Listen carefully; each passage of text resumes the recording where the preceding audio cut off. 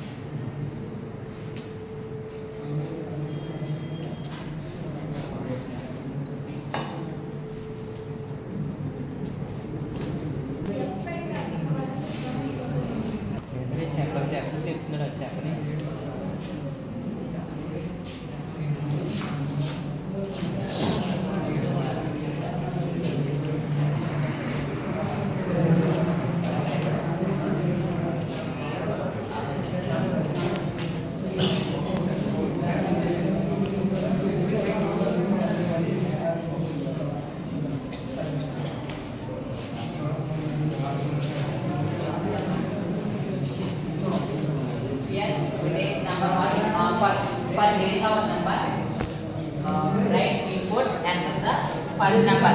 We give the number in front end. Same number 2 also, like that following. Second number also we give it in front end.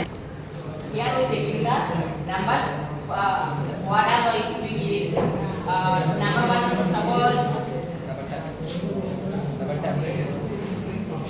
suppose we give the two numbers are 5 and another one is also 5. First, we check the condition.